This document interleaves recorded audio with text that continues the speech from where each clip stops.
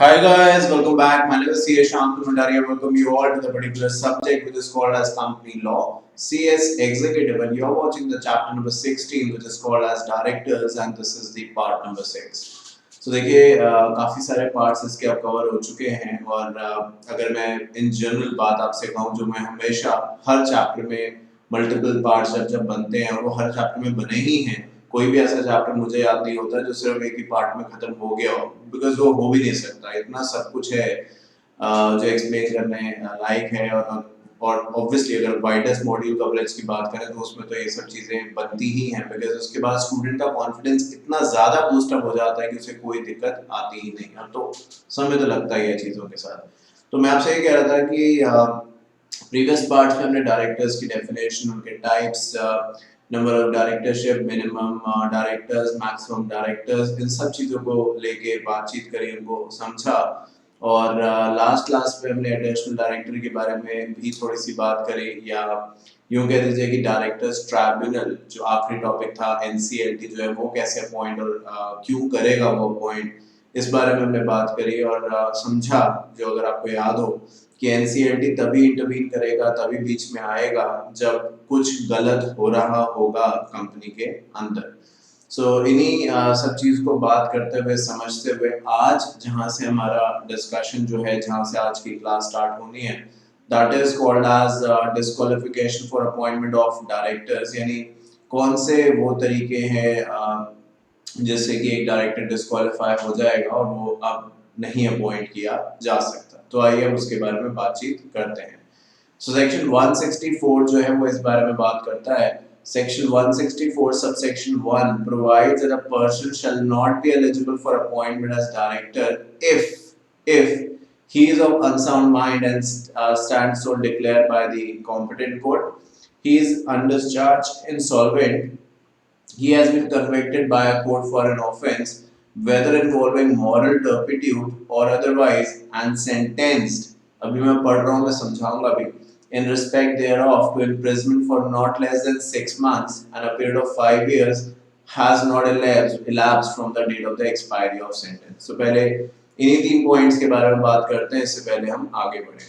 तो देखिए, ना ही सिर्फ इस चैप्टर में, बट जब से हमने कंपनी लॉ स्टार्ट किया है, डायरेक्टर्स के बारे में बातचीत आई है, जगह जगह पे मेरा यही कहना है और इसको मैंने अलग अलग एग्जाम्पल से भी आपके सामने रखा कि डायरेक्टर बनने के लिए कोई क्वालिफिकेशन तो है नहीं। ये मैं एकदम साफ लफ्जों में, साफ वर्ड्स में कहता हूँ, अंडरलाइन करके, कि डायरेक्टर बनने की कोई क्वालिफिकेशन नहीं है। पर ये भी साथ साथ मैंने कहा है कि कुछ डिस्क्वालिफिकेशन है।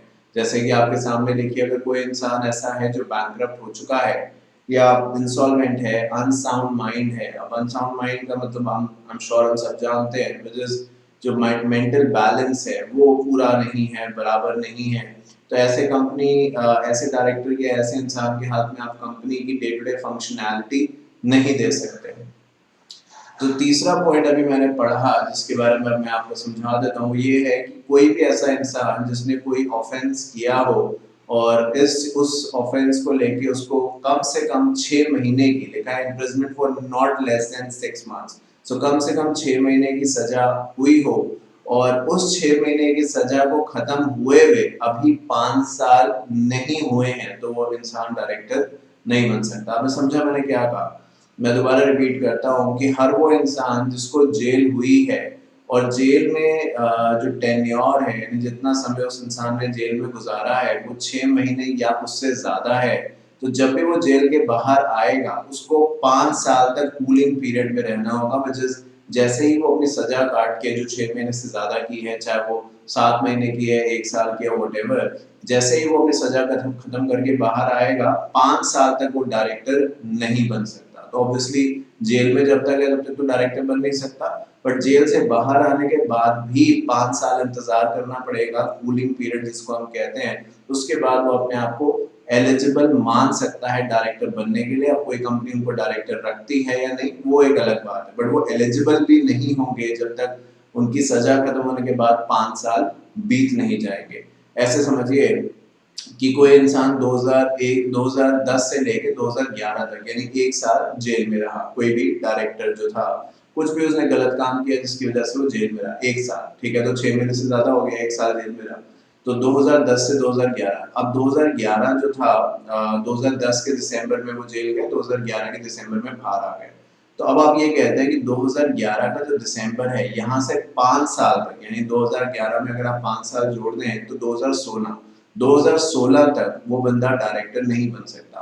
कहने के लिए वो 2011 में ही बाहर आ गया है, बट 5 साल जो है आपका जरूर क्वेश्चन होगा शायद कि सर ऐसा क्यों है, मतलब ये ठीक है कि ऐसा है लिखा है तो आपने बता दिया, एग्जाम्पल दे दिया, वो तो ठीक है, बट क्यों है ऐसा? तो देखो लॉजिक यही है कि उस बंदे को, हम जो भी इंसान है जिसने जेल गया था, कोई ऐसे तो जेल नहीं जाएगा, कुछ बात तो हुई होगी, तो उसको रियलाइज कराया जाए कि उसने गलत काम किया है, और जब उसको इतने समय तक रोकेंगे तो ये उस इंसान ही के लिए नहीं, बाकी लोगों के लिए जो भी कुछ गलत काम करने की सोच रहे हैं उनके लिए भी एक लेसन हो जाएगा कि हाँ देखो ऐसे होता है अगर हमने कुछ गलत काम किया। So that is the logic behind it. तो इसलिए जब जेल से बाहर आ जाएंगे उसके बाद भी 5 साल तक वो इंडिविजुअल डायरेक्टर नहीं बन सकता। An order disqualifying him from appointment as director has been passed by the court or tribunal and the order is in force। तो अगर ट्राइब्यूनल जो है विच इज एनसीएलटी, उसने ही डायरेक्टर को डिस्क्वालीफाई किया है क्योंकि डायरेक्टर पे कोई फ्रॉड के इल्जाम लगे हैं और इंक्वायरी चल रही है, तो भी वो इंसान अब डायरेक्टर की तरीके से कंटिन्यू नहीं कर सकता। He has been convicted of the offense dealing with a related party transaction। देखिए related party transaction भले यहाँ पे एक एक कंसेप्ट को बात करते हुए आ गया है, बट रिलेटेड पार्टी ट्रांजैक्शन के बारे में हमने प्रीवियस चैप्टर्स में काफी खुल के बात करी है, काफी डिटेल में बात करी है। और रिलेटेड पार्टी कोई ऐसी टॉपिक नहीं है जिसको हम 10-5 लाइनों में समझ सकें, इसके ऊपर हमने काफी डिटेल डिस्कशन किया था। पर क्योंकि ये चीज फिर से यहाँ पे लिखी है तो मैं आपको एक बार दोबारा से इन ब्रीफ इन शॉर्ट याद दिला देता हूँ। ये सिर्फ एक जनरल ओवरव्यू है, बाकी तो डिटेल आप प्रीवियस क्लासेस में, not this chapter but previous जो चैप्टर्स हमने कवर किए हैं वहां पे देख सकते हैं। सो देखिए रिलेटेड पार्टी और कुछ नहीं है, मैंने पहले भी एग्जाम्पल लिया था और आपको अगर याद होगा, डिपेंड करता है भाई आप कितनी क्वांटिटी में ये क्लासेस देख रहे हैं, है ना।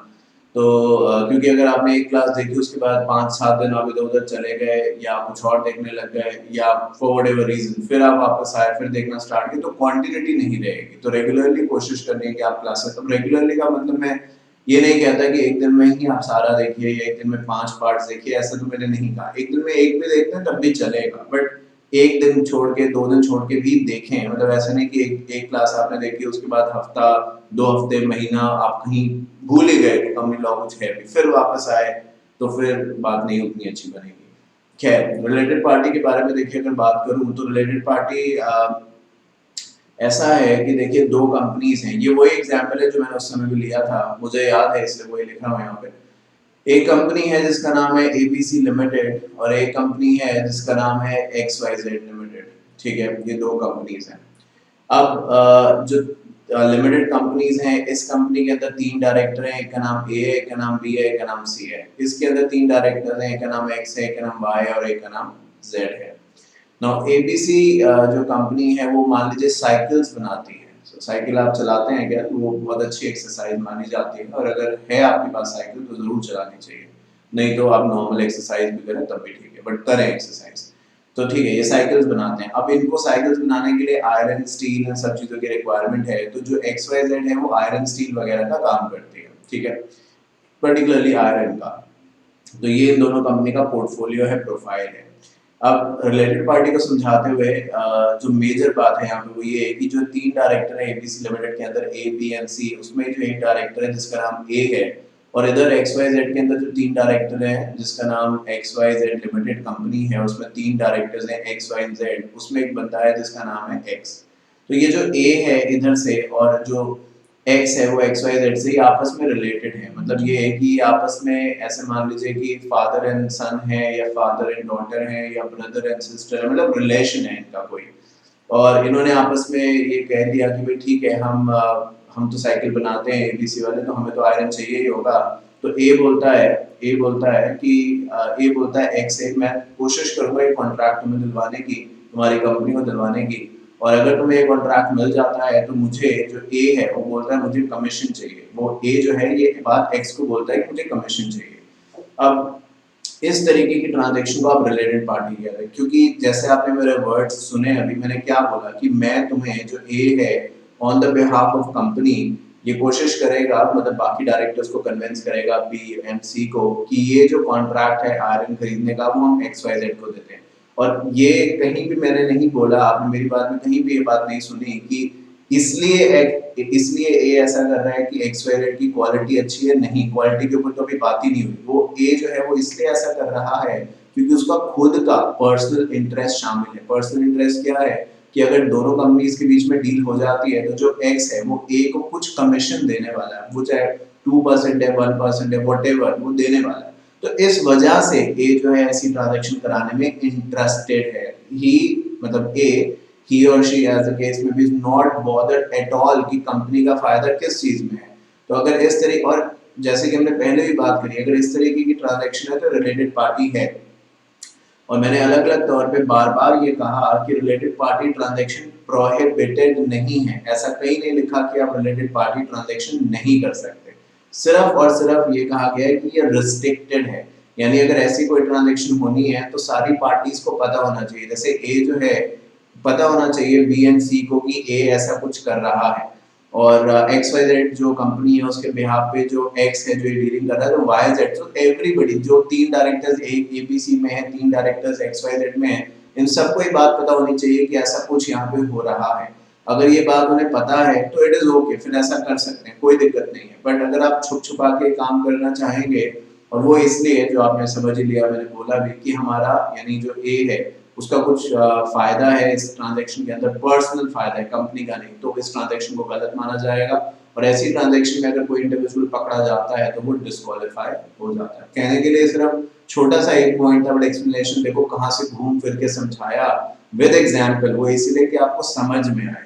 तो मैं आपसे ये रिक्वेस्ट करता हूँ कि जब मैं ऐसे एग्जाम्पल्स दूँ या मैं कोई भी एग्जाम्पल्स दूँ, तो आप ये तो अच्छे तरीके से समझ चुके हैं कि विद एग्जाम्पल्स ही मैं चीज़ों को समझाना प्रेफर करता हूँ।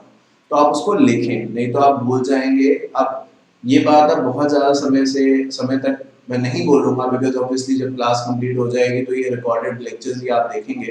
तो पर मैं हर जगह यही कोशिश करता हूँ कि आपको याद दिलाऊं, क्योंकि इसमें फ़ायदा आपका ही है। और आखिरी पॉइंट क्या है कि except directorship exceeding the maximum numbers. अब आपको ये इसी तरीके से याद होगा कि एक इंडिविजुअल 20 कंपनीज में डायरेक्टर हो सकता है। अगर आप ऐसा वायलेट करते हैं कंडीशन तो क्या होगा ये भी याद है प्रीवियस क्लास में हमने बात करी थी, 5,000 रुपए की पेनल्टी पर डे लगी थी।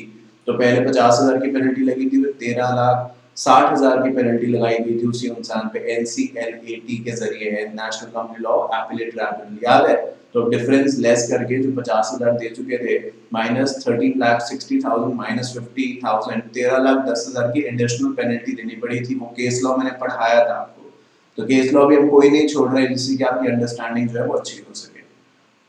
So whenever a company fails to file the financial statement or annual return, or fails to repay any deposit, interest, dividend, or fails to redeem its debenture as specified in subsection 2nd of section 164, the company shall immediately file the form DIR 9 to the registrar, furnishing therein the names, address of all directors of the company during the relevant financial year. देखो company की responsibility है कि अगर company ने पैसा लिया है, चाहे डिपॉजिट्स के तौर पे, डिबेंचर्स के तौर पे, या कंपनी ने कमिट किया था कि भाई हम डिविडेंड देंगे अपने शेयर होल्डर्स को, तो अगर कंपनी अपनी बात से पीछे हटती है तो ये गलत है ना। तो वो यही कह रहे हैं यहाँ पे कि अगर कंपनी ने कोई भी ऐसा इंस्टेंस सामने आया है जहाँ पे कंपनी अपने वादे से पीछे हटी है, कंपनी ने कहा था कि हम डिबेंचर्स को रिडीम करेंगे, डिबेंचर्स पे इंटरेस्ट देंगे या डिविडेंड देंगे, या जो डिपॉजिट्स लोगों से लिया है वो इस तारीख तक वापस कर देंगे, और कंपनी ने अगर ऐसा कुछ नहीं किया तो फिर इसके बारे में जो इन्फॉर्मेशन है वो DIR 9 एक फॉर्म है, उसमें रजिस्ट्रार को बतानी पड़ेगी कि भाई हमारी कंपनीज में इतने ऐसे ऐसे डायरेक्टर्स हैं और हमने ये जो डिबेंचर्स थे या डिपॉजिट्स थे इसको हमने सही समय पे रिडीम नहीं किया। मतलब अपने आप सेल्फ डिक्लेरेशन आपसे मांगी जा रही है। आप जरूर सवाल उठाएंगे कि सर हम क्यों बताएंगे कि हमने जब गलती करी है, जो डायरेक्टर्स हैं उन्होंने गलती करी है, तो वो क्यों बताएंगे? ठीक है, ना बताएं, क्योंकि अगर आप क्या समझते हैं, मतलब एज अ जनरल अगर मैं पूछूं आप क्या समझते हैं कि अगर कंपनी नहीं बताएगी तो ये बात क्या नहीं पता चलेगी, क्योंकि इसमें हमने पहले बात करी थी एक चैप्टर में जहाँ पे अलग अलग फॉर्म्स थे।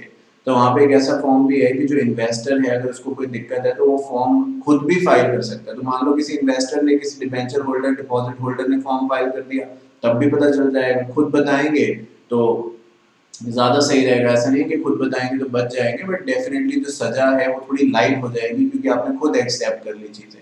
और कोई और आपको आपकी शिकायत करेगा आके, और वो चीज आप खुद जानते थे और आपने छुपाई है वो चीजें, तो दिक्कत और ज्यादा बढ़ जाएगी। तो खैर यहाँ पे यही लिखा है कि अगर कभी ऐसा हुआ है कि इन चीजों में कोई डिफॉल्ट है, तो जो कंपनी है उसको एक फॉर्म जिसका नाम DIR-9 है वो रजिस्ट्रार को बताना पड़ेगा, जिसमें सारे डायरेक्टर्स की डिटेल देनी पड़ेगी जो कि इस समय इन्वॉल्व थे जब कंपनी ने डिफॉल्ट किया। चाहे डिफॉल्ट डिविडेंड देने में हुआ हो, चाहे डिपॉजिट्स में डिपॉजिट थे उसको वापस करने में हुआ हो, डिवेंचर्स को रिडीम करने में हुआ हो, ये सारी इंफॉर्मेशन देनी पड़ेगी। फिर बात करते हैं रिमूवल ऑफ डायरेक्टर्स के बारे में। A company may by ordinary resolution remove a director before the expiry of the period of his office. The provision of section 169 shall apply regardless, इससे कोई फर्क नहीं पड़ता, regardless का मतलब है इससे कोई फर्क नहीं पड़ता, of the way in which director concerned was appointed, and notwithstanding anything contained in the articles or any agreement with the director concerned. So देखिए साफ सी बात है, अगर इस चीज को हम समझें तो यही कहा गया है यहाँ पे कि अगर कंपनी चाहे तो ऑर्डिनरी रेजोल्यूशन के जरिए डायरेक्टर को हटा सकती है। द ऑर्डिनरी रेजोल्यूशन जो है ऑब्वियसली कोई रीजन तो होगा डायरेक्टर को हटाने का, ऐसा तो नहीं कि हमने बस रेजोल्यूशन पास कर दिया डायरेक्टर को हटा दिया। तो हटाया जा सकता है डायरेक्टर को, but there has to be some genuine reason. और अभी हम नीचे पढ़ेंगे जब प्रोसेस के बारे में बात करेंगे तो कि डायरेक्टर को भी अपना पॉइंट ऑफ व्यू रखने का मौका दिया जाएगा। देखिए आगे प्रोसेस फॉर रिमूवल। सो क्या है यहाँ पे, a special, सबसे पहला क्या है, special notice from the member of the company proposing an ordinary resolution for the removal is necessary। क्योंकि मुझे एक बात बताओ, जब सब चीजें बढ़िया चल रही हैं, आज नॉर्मल चल रही हैं, बढ़िया कहिए या नॉर्मल कहिए, तो आप क्यों बिना मतलब किसी बंदे को हटाएंगे? कोई तो रीजन, कोई तो लॉजिक होगा ना उस बात के पीछे, भले वो आप बताएं किसी को या ना बताएं, है ना। कोई तो अब कोई लॉजिक, बहुत बार जैसे आप किसी से बात करते हैं तो उससे बात करना आपको अच्छा लगता है, ऑन द कॉन्ट्ररी कोई और है उससे बात करना नहीं अच्छा लगता, तो कोई पूछता है कि भाई क्यों नहीं बात करते, तो बहुत बार हम लॉजिक बताते हैं, बहुत बार नहीं बताते, बहुत बार हमें खुद भी पता नहीं होता, जहाँ तक मैं समझता हूँ। तो ऐसे ही है यहाँ पे भी, मतलब यहाँ बात करने का मैटर नहीं है, डायरेक्टर को हटाने का है। और उसका सबसे पहला पॉइंट ये है कि जिस भी मेंबर को दिक्कत है, कोई भी शेयर होल्डर जो है, जो ये सोचता है कि भाई इस डायरेक्टर को कंपनी के साथ नहीं होना चाहिए फॉर व्हाटएवर रीजन, कि वो काम सही से नहीं कर रहा है या एफिशिएंट नहीं है या जो भी और है, तो वो कंपनी को ये लेटर लिख के दे सकता है कि भाई मैं चाहता हूँ इस डायरेक्टर को हटाया जाए, और इसके लिए ऑर्डिनरी रेजोल्यूशन पास करके इस डायरेक्टर को हटाया जाए। अब ऐसा नहीं है कि किसी एक बंदे ने बोला तो कंपनी ने मान लिया, इसमें कुछ मिनिमम रिक्वायरमेंट है कि इतने लोग कहेंगे, तो कंपनी फिर क्या करेगी, कंपनी फिर बोर्ड मीटिंग बुलाएगी, और फिर बोर्ड मीटिंग के जरिए एक डेट फाइनलाइज करी जाएगी जहाँ पे जनरल मीटिंग होगी। जनरल मीटिंग में सारे शेयर होल्डर्स आएंगे, सारे शेयर होल्डर्स के सामने बात रखी जाएगी कि भाई देखो फलाना मेंबर जो कंपनी का है, जिसका नाम एक्स है, वाई है, member is like share holder, उसने ये कहा है कि फलाने डायरेक्टर को हटाया जाए। और जिस डायरेक्टर को हटाने की बात करी है, उन्होंने अपने पक्ष में, उन्होंने अपने पॉइंट से, उन्होंने अपना पर्सपेक्टिव बताया कि उन्हें क्यों नहीं हटाया जाना चाहिए। तो उन दोनों चीज़ों को सोचने समझने के बाद अगर सारे मेंबर्स इस बात को अग्री करते हैं कि हाँ भाई हटाना चाहिए, मतलब ऑर्डिनरी रेजोल्यूशन के जरिए पास कर देते हैं, तो फिर ठीक है हटा देंगे। और अगर नहीं पास होता ऑर्डिनरी रेजोल्यूशन तो नहीं हटाएंगे उस डायरेक्टर को, सिंपल है। वही बात जो मैंने अभी आपको स्टोरी के तौर पे समझाई, वही चीज यहाँ पे पॉइंट बाय पॉइंट लिखी है, आइए देखते हैं। सो हम बात कर रहे हैं process for the removal of director. The following procedure is required to be appointed for the removal. A special notice from a member of the company proposing an ordinary resolution for removal of director is necessary. Ordinary resolution पास करना होगा किसी भी director को हटाने के लिए। जो भी कॉपी है, जो भी मेंबर ने, मान लीजिए कंपनी है जिसका नाम है XYZ लिमिटेड, ठीक है, और इसके अंदर 4 डायरेक्टर्स हैं, A, B, C और D। सो कंपनी का नाम XYZ लिमिटेड है, डायरेक्टर्स का नाम A, B, C, D, कोई भी हम ले सकते हैं, मैं इमेजिनेशन के तौर पे ले रहा हूँ। D डायरेक्टर को हमें हटाना है। तो एक कंपनी, ये जो कंपनी है इसका एक मेंबर है जिसका नाम है M, उसने कंपनी को एक चिट्ठी लिखी है कि मेंबर होने के नाते भाई हम इस डी डायरेक्टर को हटाना चाहते हैं। तो जैसे ही जो एम है, जो मेंबर है, उसकी चिट्ठी कंपनी के पास आएगी, कंपनी क्या करेगी, वो चिट्ठी आगे डायरेक्टर को भेज देगी जिसके खिलाफ वो चिट्ठी आई है, जिसको हटाने की बात करी जा रही है।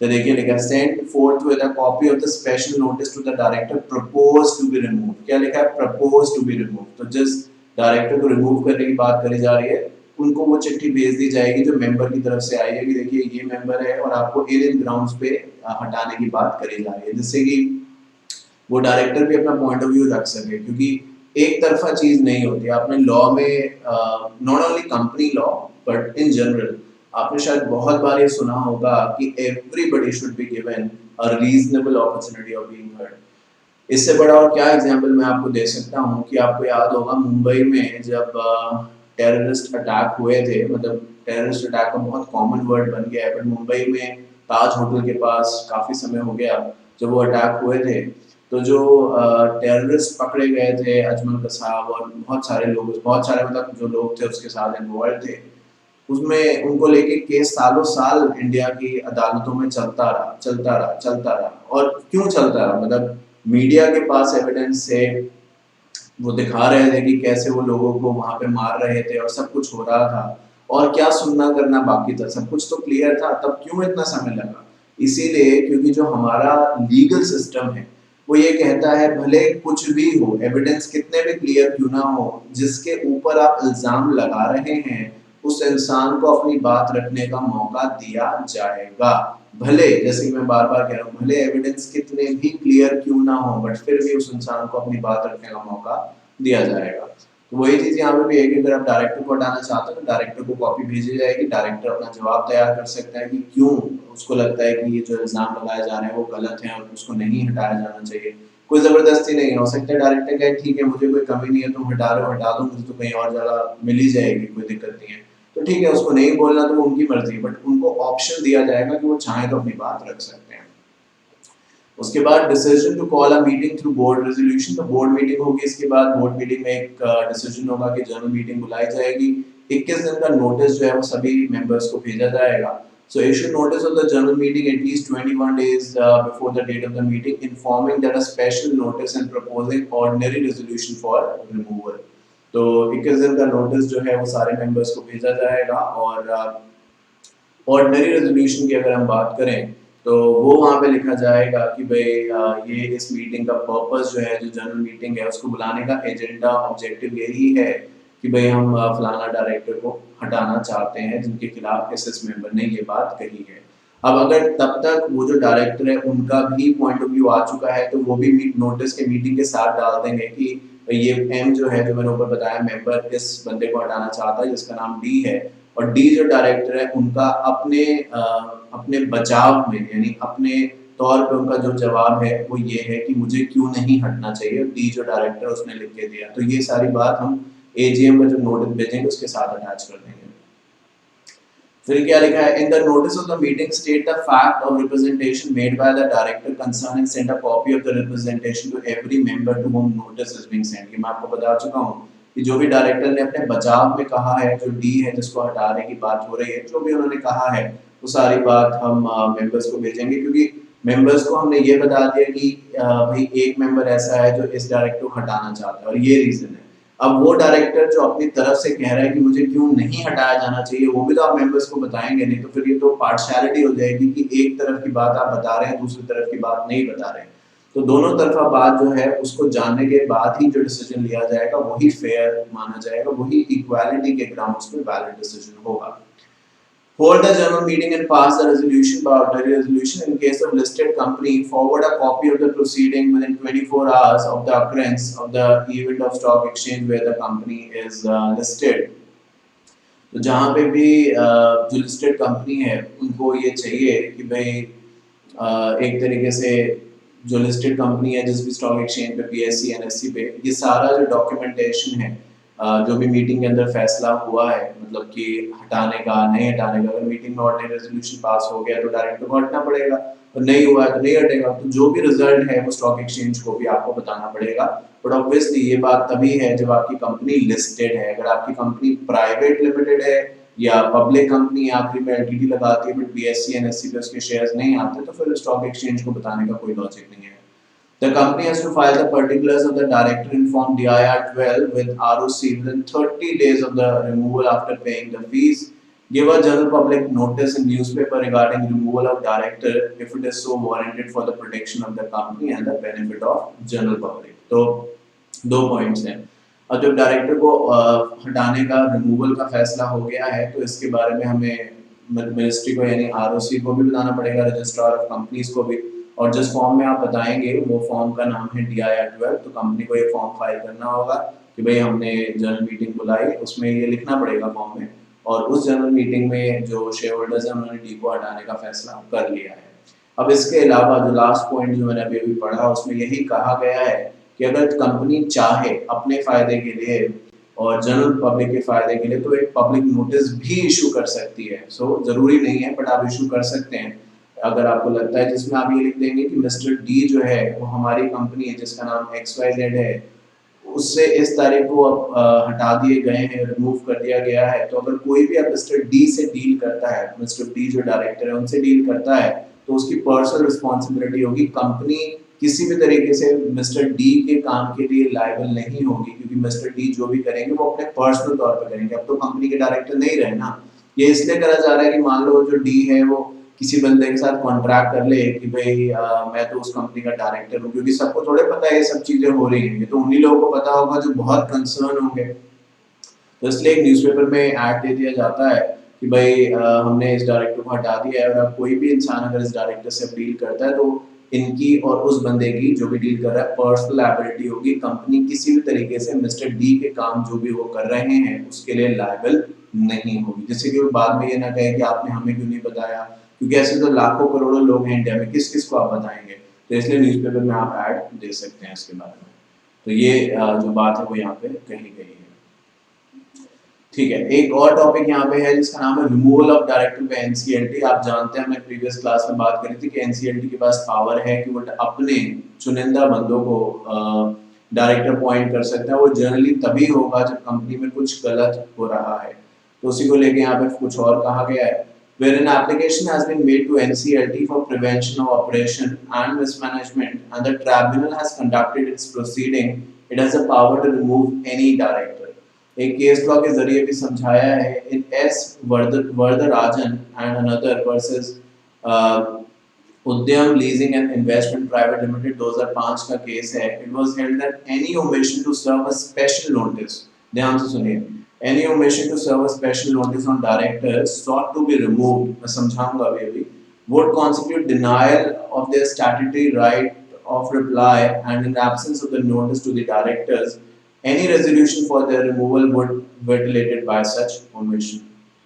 तो पहली बात, दो पैराग्राफ है, एक एक करके बात करते हैं। पहला जो है वो यही कहता है कि एनसीएलटी को अगर लगता है कि कंपनी में कुछ गलत हो रहा है तो एनसीएलटी एग्जिस्टिंग डायरेक्टर्स को हटा सकता है। अब मैंने लास्ट क्लास में भी ये क्लैरिफाई किया था, दोबारा से कर देता हूँ, क्योंकि मैं आलस नहीं करता किसी भी चीज का, हम शराब भी नहीं करते, मेरी बात लिखते हैं एग्जाम्पल्स वगैरह, क्योंकि देखो मैं आलस नहीं करता। कितनी बार आपने सुना होगा, मैं बार बार ये कहता हूँ कि मैं पहले बता चुका हूँ बट फिर बताता हूँ, चलो आपको जिससे कि कोई दिक्कत ना है, कितनी बार आपने सुना होगा।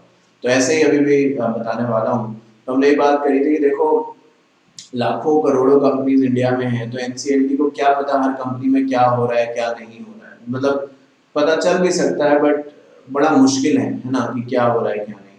तो इस चीज को ऐसे भी हम देख सकते हैं कि या तो एनसीएलटी को खुद पता चल जाए या कोई शेयर होल्डर एनसीएलटी पे जाके कंप्लेन फाइल कर दे, और कंप्लेन फाइल कर देने से ही कुछ नहीं होता, उसके बाद एनसीएलटी उसको इन्वेस्टिगेट करेगा। अगर एनसीएलटी को इन्वेस्टिगेशन के दौरान ये पता चला कि कंपनी जो कर रही है या जो कंपनी के डायरेक्टर्स कर रहे हैं वो गलत है, वो अनलॉफुल है, वो फ्रॉड है, तो एनसीएलटी क्या कर सकता है, जो एग्जिस्टिंग कंपनी के डायरेक्टर्स हैं जो गलत काम में इन्वॉल्व हैं उनको हटा सकता है, और उनकी जगह एनसीएलटी अपने कोई डायरेक्टर्स जो एनसीएलटी के बोर्ड पे हैं या जो शेयर होल्डर्स हैं उनमें से किसी को डायरेक्टर अपॉइंट कर सकता है जिसको इस बात का एक्सपीरियंस हो। पर एक केस लॉ जो मैंने अभी पढ़ा, अभी सेकंड पैराग्राफ में, उसमें यही लिखा है जो मैंने आपको अभी कुछ देर पहले ऊपर बताया कि अगर एनसीएलटी भी किसी डायरेक्टर को हटा रहा है, या as a matter of fact आपने देखा मेंबर किसी डायरेक्टर को हटाने की बात करता है, तो ये कंपलसरी है, this is the rule of law, इसको आप बाईपास नहीं कर सकते, इसको ओवरराइड नहीं कर सकते, इसको इग्नोर नहीं कर सकते। क्या कि अगर आप किसी को हटा रहे हैं, चाहे एनसीएलटी है चाहे मेंबर है, तो उस बंदे को नोटिस सर्व करना होगा, मतलब एनसीएलटी भी उसको नोटिस भेजेगा कि हम आपको इन इन ग्राउंड्स पे हटा रहे हैं। अगर आप डायरेक्टली ये कर देंगे ठीक है भाई इसको हटा दो और उसकी जगह कोई नया आ गया, आपने जिसको आप हटा रहे हैं उसको अपनी बात रखने का मौका नहीं दिया, तो वो एक्सेप्टेबल नहीं होगा। तो सिंपल सी बात ये है कि जिसको आप हटा रहे हैं उसको भी अपनी बात रखने का मौका दिया जाएगा। ऐसा कोई नहीं कह रहा कि भाई आप हटा नहीं सकते, बिल्कुल हटा सकते हैं जो गलत कर रहा है, बट उसकी बात भी हमें सुननी होगी। मैंने अभी समझाया everybody should be given a reasonable opportunity of being heard. तो उस बंदे की बात भी हमें सुननी रहेगी और उसके बाद फिर अंतिम जो फैसला है, जो लास्ट डिसीजन है, वो तो ऑनरेबल एनसीएलटी ऑनरेबल कोर्ट का है ही है, उसमें तो कोई दो राय है ही नहीं। बट सामने वाले इंसान को जिसको आप हटा रहे हैं उसको अपनी बात रखने का मौका देंगे। अगर आपने उसको अपनी बात रखने का मौका नहीं दिया और बिना उसकी बात सुने उसको हटा दिया, तो जो आपका डिसीजन है उस बंदे को हटाने का वो वैलिड नहीं माना जाएगा, वो वैलिड नहीं माना जाएगा, वो वॉइड हो जाएगा, वो गलत हो जाएगा। तो डेफिनेटली आपको मौका देना ही होगा कि सामने वाला अपनी बात रख सके। मैं ये नहीं कह रहा कि वो अपनी बात रखेगा तो वो सही कहेगा गलत कहेगा, बस उसको अपनी बात कहने का मौका देना है। This is as per the law. ये मत सोचिए, ये मत मानिए कि ये कंपनीज एक्ट है। जितने भी लॉ आज तक आपने पढ़े हैं, अभी आप फाइनल में जाएंगे वहां पे भी जितने लॉज आप पढ़ेंगे, हर जगह ये एक बेसिक रूल है जो इंडियन लीगल सिस्टम के तरीके से चलता है, तो उसी को फॉलो करने की बात यहाँ पे करी जा रही है। अब आगे करते हैं vacation of office by the director. तो देखिए ऊपर जो हम बात अभी भी करके आ रहे हैं दैट इज रिमूवल, जब हटाया जाएगा। अब हम बात कर रहे हैं वेकेशन, यानी कोई डायरेक्टर को कुछ करने की जरूरत नहीं है, इनमें से अगर कुछ भी हुआ जो अब हम पढ़ने वाले हैं, डिस्कस करने वाले हैं, ऑटोमेटिकली डायरेक्टर हट जाएगा, ऑटोमेटिकली डायरेक्टर हट जाएगा। तो क्या है, section 167 of the companies act, the office of the director shall vacate in the following cases. क्या क्या केसेस हैं? If he incurs any disqualification specified above, he absent himself from all the meetings of the board of directors held during a period of 12 months. So जो भी disqualification हमने बात करी थी कि अनसाउंड माइंड है या इंसॉल्वेंट है या वो मॉरल टर्पिट्यूड 6 महीने से ज़्यादा की सज़ा हुई है और वो 5 साल से ज़्यादा अभी नहीं हुए, सज़ा खत्म हुए हुए, तो आप डायरेक्टर नहीं बन सकते। तो या तो उसमें से कोई डिस्क्वालिफिकेशन है तो आप डायरेक्टर नहीं बन सकते और जहाँ पे हैं आप हट जाएंगे।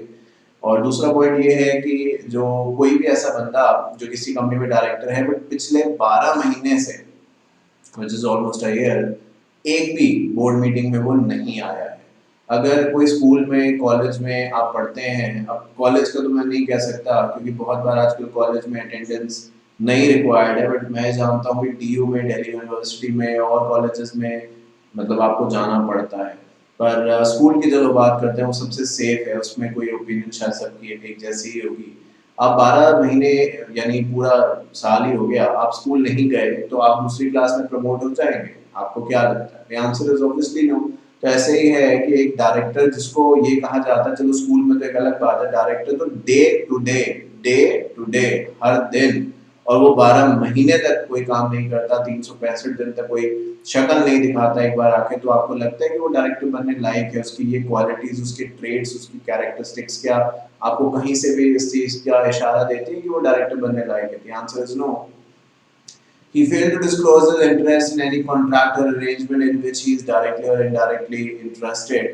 So किसी भी तरीके से अगर किसी उस डायरेक्टर के पास कुछ शेयर होल्डिंग है या ऊपर हमने बात करी थी रिलेटेड पार्टी ट्रांजैक्शन में वो इन्वॉल्व है, बट उसने वो ट्रांजैक्शन की डिटेल्स कंपनी को नहीं बताई। ऐसा नहीं है कि आपसे, मैं जैसे कि बार बार कह रहा हूँ, समझे उस चीज को कि भाई रिलेटेड पार्टी गलत नहीं है, बट आपको बताना तो पड़ेगा ना। ये तो आप खुद ही जानते हैं कि आपने किसके साथ क्या डीलिंग करी और किस टर्म्स पे करी है, तो आपसे बस ये कहा जा रहा है कि आप वो बता दीजिए। ये नहीं कहा जा रहा है कि आप अगर रिलेटेड हैं तो आप डायरेक्टर नहीं बनेंगे या आपको सैलरी नहीं मिलेगी, कुछ भी ऐसा कभी कहीं कहा नहीं है। मैंने आपको कुछ इस बारे में भी नहीं कहा, ना ही एक्ट में लिखा है। पर डिक्लेरेशन देनी है वो तो दे दो। अगर आप वो टर्म्स भी नहीं मान रहे हैं तो आपका ऑफिस खत्म कर दिया जाएगा, यानी आप डायरेक्टर आप कंटिन्यू नहीं कर पाएंगे। एनसीएलटी ने ऑर्डर दे दिया कि आप जो डायरेक्टर है वो फ्रॉड में इन्वॉल्व है, इसलिए आपको डायरेक्टरशिप से हटना पड़ेगा। तो फिर आप ना मतलब जब एनसीएलटी ने ऐसा कह दिया तो फिर आपने ना रिजिग्नेशन देना है ना कंपनी ने हटाना है, कंपनी ऑटोमेटिकली ये एमसीए पे फाइल हो जाएगा कि आप हट चुके हैं। एमसीए मतलब ministry of corporate affairs, ROC पे फाइल हो जाएगा। मतलब एक तो ये होता है ना कि देखो जब हम कुछ काम कर रहे हैं हटते हैं वहां से तो कहते हैं रिजाइन कर रहे हैं, हटाती है कंपनी तो रिमूवल की बात है, प्रोसेस है उनका। इनमें कोई प्रोसेस नहीं है, इनमें तो कुछ भी इनमें से हुआ जो हम पढ़ रहे हैं समझ रहे हैं तो पोजीशन ही खत्म हो जाएगी, आपको हटा दिया जाएगा। कोई लिख के देने की आपको जरूरत नहीं है कि मैं रिजाइन कर रहा हूँ, मुझे रिमूव किया जा रहा है। ऑटोमेटिकली इनमें से कुछ भी होने पे as per the provision of law आपका जो रिमूवल का फॉर्म है वो फाइल कर दिया जाएगा। और उसके बाद लिखा है इसमें convicted by a court of any offence whether involving moral turpitude और otherwise in respect thereof imprisonment of not less than 6 months. ये बात हम कर चुके हैं कि 6 महीने या उससे ज्यादा की अगर आपको सजा मिली है, जेल में रहा है कोई डायरेक्टर, तो वो आप डायरेक्टरशिप कंटिन्यू नहीं कर सकता। जब भी कुछ ऐसा होगा जो कंपनी वो DIR 12 आरओसी के पास फाइल कर देगी। If the office held by any director has become vacant on the ground of disqualification provided above, and the concerned director continue to function, he shall be punishable with an imprisonment for a term which may extend to 1 year, or fine which shall not be less than 1 lakh rupees, but which may extend to 5 lakh or with both.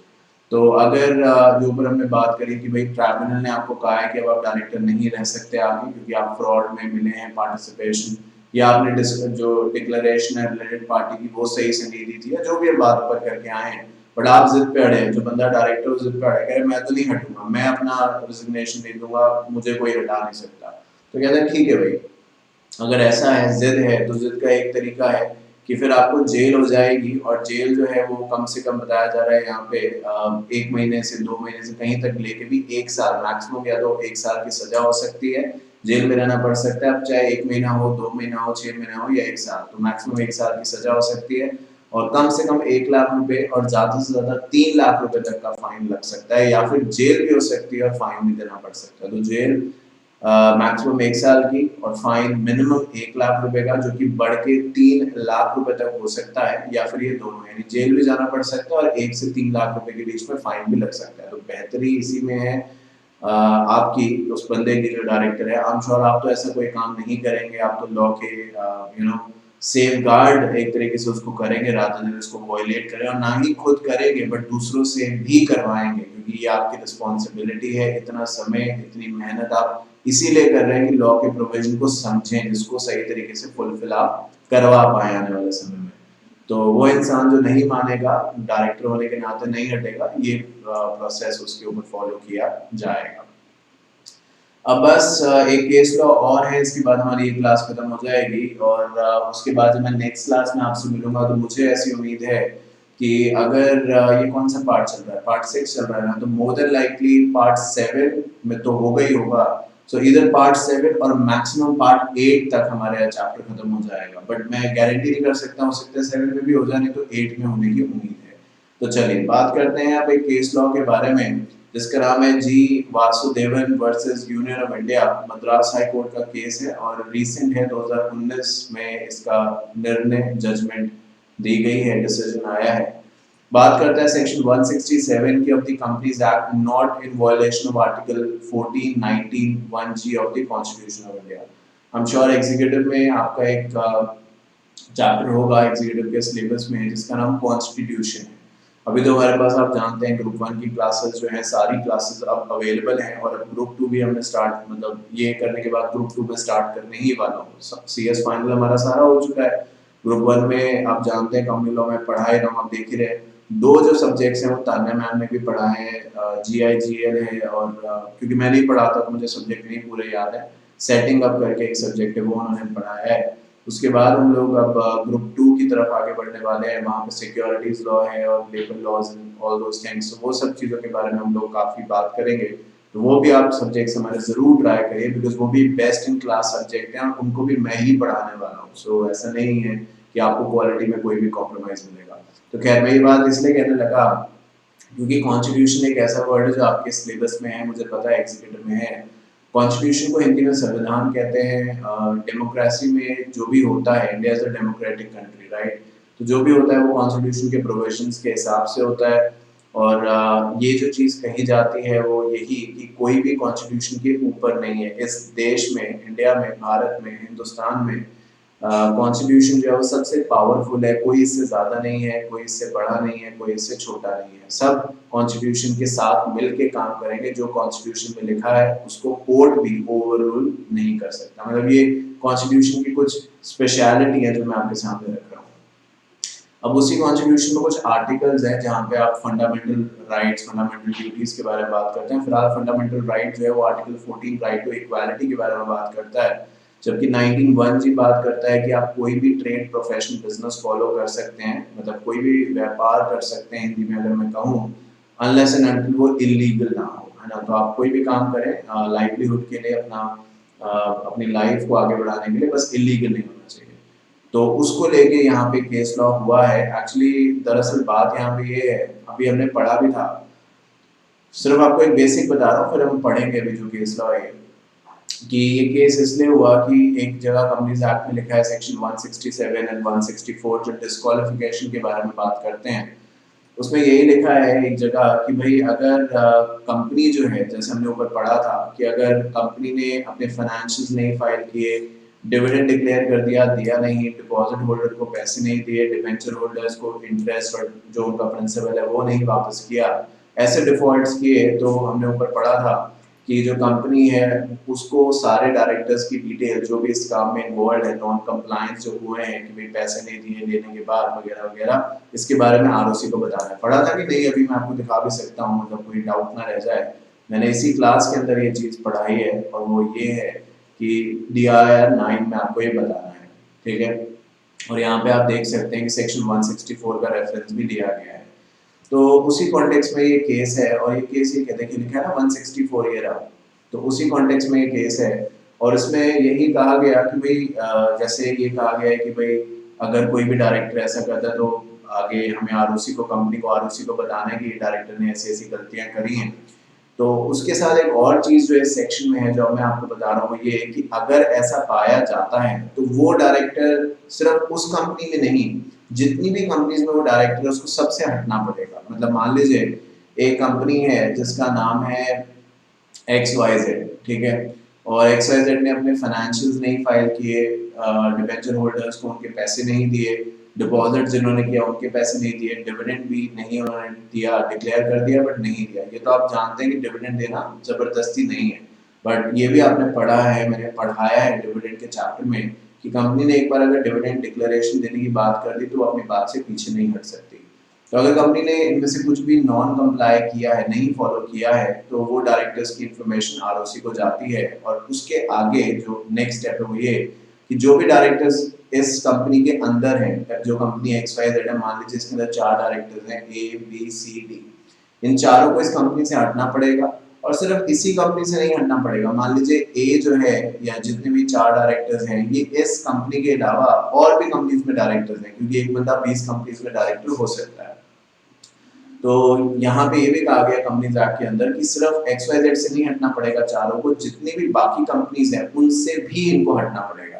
तो फिर court में एक petition file करी गई, writ petition, जिसमें कहा गया कि ये गलत है। मतलब ये ठीक है कि अगर आप ABCD को XYZ से हटा रहे हैं क्योंकि इस कंपनी में नॉन कंप्लायंस हुआ है तो आप हटा रहे हैं तो ठीक है, बट ये सही नहीं है कि जहाँ पे और दूसरी कंपनीज में ये डायरेक्टर्स हैं इनको वहां से भी हटना पड़ेगा, ये नहीं होना चाहिए।